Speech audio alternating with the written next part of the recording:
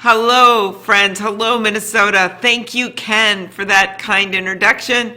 And thank you all for joining us from wherever you are tonight.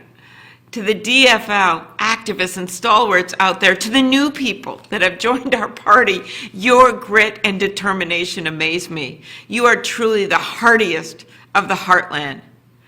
Now, you all remember maybe I ran for president, right? And I was out there in that blizzard with the wind and the freezing temperature. And that was an incredible day. But what was most incredible about it was how so many of you turned out. Nothing would stop you. We were a happy, scrappy team. We believed in our message of unity, and together we brought that message from Boone Island to Iowa to New Hampshire and South Carolina and Nevada and beyond. And I've said before, and let me say it again, thank you. And our work isn't finished yet. I thought about that when Melvin and I did the virtual announcement in our incredible roll call showing the diversity of America as it is from Maine to California. I love that, by the way, in our convention. And we deliberately did it across the river because we wanted to show that it's time to cross the river of our divides. And we know there's no one better to do it than Joe Biden and my friend Kamala Harris. There is exactly 1 month until November 3rd. We have races up and down the ballot to win in our state, starting, of course, with my friend Senator Tina Smith, who's a real champion for Minnesota's families. She's been fighting alongside Elizabeth to bring relief to child care centers and child care workers who are struggling during this pandemic. She's a leader on that very important committee right now, the Health Committee. And once we get through all this, we need Tina in the Senate to lead the long-term efforts to make child care more affordable, to make sure that health care goes out to everyone, to make sure that we have a vaccine that's distributed in a fair way. You know, Minnesota is one of only 6 states in the country that has sent not 1 but 2 women to the U.S. Senate. And here's the other cool part. When we re-elect Tina in November, and when we make sure we keep the House because of all your good work, we give that gavel to Speaker Melissa Hortman again.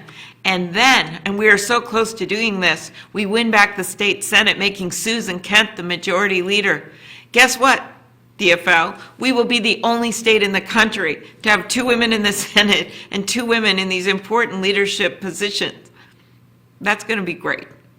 These are challenging times, and they demand competence and compassionate leaders at every level. So let's send our incredible slate of candidates to town halls and city halls across Minnesota, virtually, yes, to the state house, to the nation's halls of power. Together, we can reclaim the Minnesota State Senate and the U.S. Senate. We can hold on to that House majority in St. Paul and Washington, D.C. We can finish the job America started, not just us, America and the entire state of Minnesota. Remember winning those elections for Dean and Angie in 2018. And this is where you can make some noise from your living rooms, wave your signs, do whatever. Send Joe Biden and Kamala Harris to the White House. So I am so excited that we get to have Kamala as our speaker tonight. You know, yes, we work together really well in the Senate. When people run against each other, sometimes they get farther apart. We got closer. We're good friends.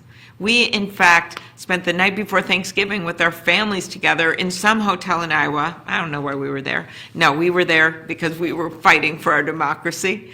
And we have talked so much in these last few months.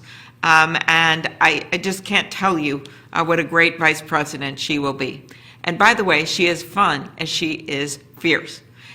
She took on the ban on gay marriage in her own state. She fought big oil and faced down the gun lobby. And you've seen her in those Judiciary Committee hearings in relentless pursuit of justice. She stands with the people. And Joe Biden stands with the people.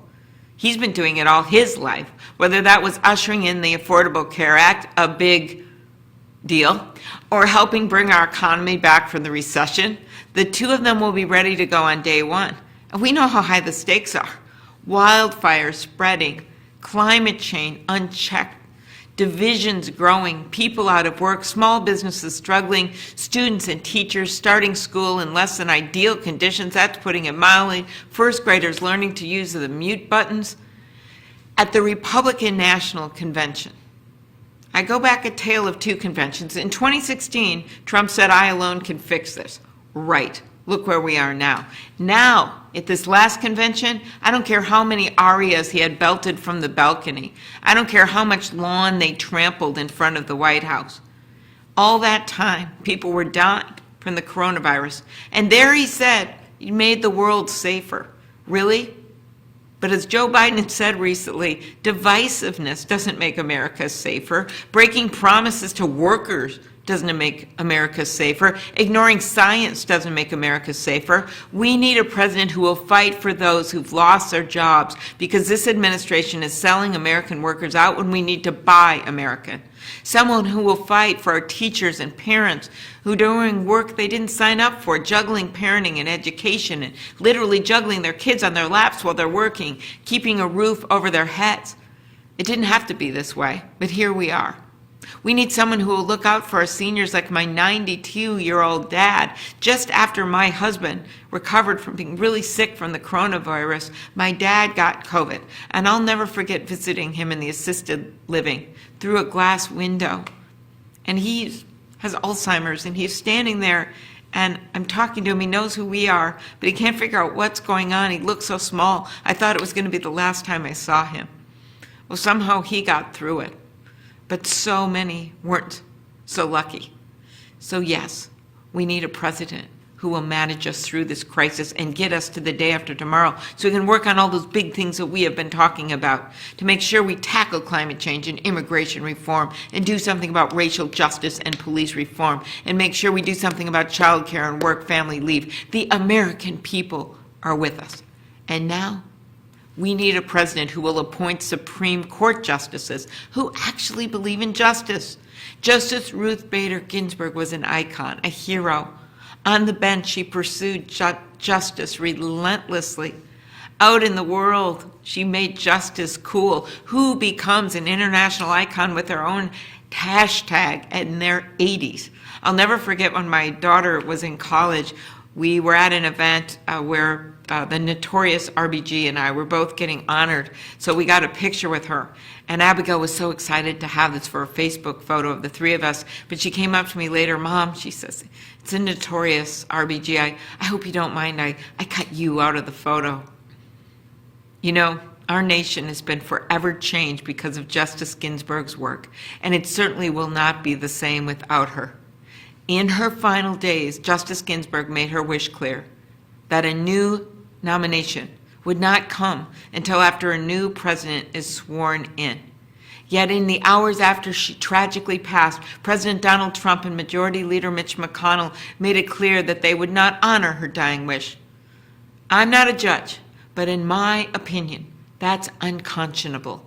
There are 34 days until the election, DFLers, but in reality it is already well underway. Voters in dozens of states, including our own, are either sending in their ballots or voting early in person. You know what a great job Steve Simon has done to make it easy to vote, and before that, Joan Grow. Do those votes matter, Mr. President? It's this simple. The people should pick the next president, and that president should nominate the justice. Anything else would further break the trust of the American people. We can't do what they're proposing. Our democracy should not withstand it. But let me tell you this. Joe Biden and Kamala Harris will restore trust in this country by getting frontline workers the protective equipment they need and scaling up testing and contact tracing, by protecting our communities from the effects of global warming, by protecting our communities, period. Friends, this year has given us a lot, but nothing more that we can't handle if we handle it together. Our state, led by Governor Tim Walz, has come together to take on this virus. We have done what the administration should do, any administration. Listen to the experts, make a plan, and implement it. Tim Walz needs his powers, just like governors across the country and the President of the United States have. So if you want a reason to take back that state Senate, look at what they're proposing. Governor Walz, he needs to be able to order masks and protective equipment if he needs to. Governor Walz, he needs to make decisions for the safety of our seniors. We have to win the state Senate. We've also come together in George Floyd's memory, and instead of using the Bible as a prop, to heed its words. That's what we should do, to act justly. And now with 1 month to go, we are coming together to win this election.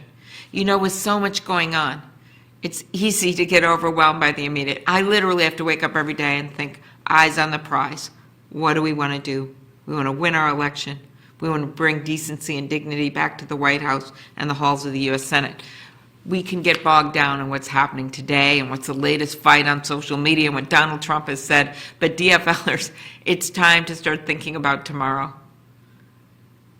It is the time to mark the beginning of a new chapter of our nation. Now more than ever, Minnesotans and people across the country understand the importance of investing in healthcare and education, the threat of climate change, to make sure we can safely and securely cast our ballots. We need leaders who will get us through crises, not create them. In so many ways, catastrophe has pushed us closer to consensus. That's why Joe Biden's ahead in Minnesota. That's why Tina's ahead. One of those last polls I saw Joe Biden double digits ahead in our state, despite the repeated visits of Donald Trump and Mike Pence.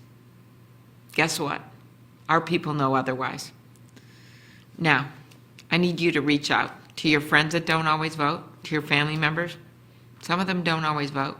Neighbors.